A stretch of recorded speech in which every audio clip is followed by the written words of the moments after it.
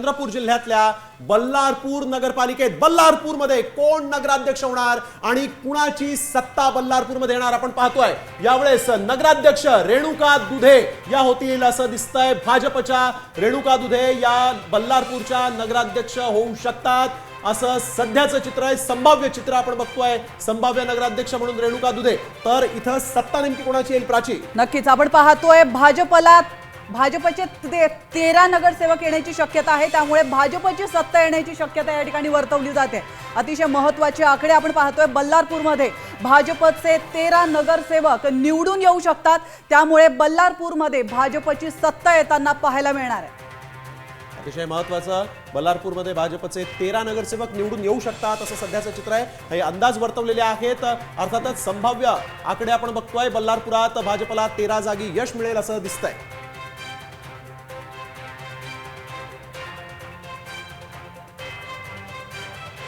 तर याबाबत आमचे प्रतिनिधी मंगेश बेले यांनी नेमका काय अंदाज वर्तवलेला आहे पाहूयात।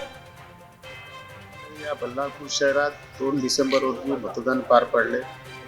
या शहरात एकूण 84,000 मतदार असून 34 वार्ड आणि 17 प्रभाग आहे। या निवडणुकीत साधारणतः 8 उमेदवार या निवडणुकीच्या रिंगणात होते।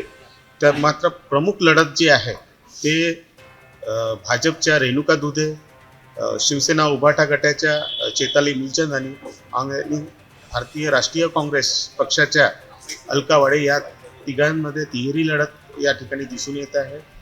मतदारांनी मतदानाचं एक शांतपूर्वक मतदान केले। निवडणुकीचा जर कौल बघितला तर या शहरात जी आहे तिहेरी लढत आहे।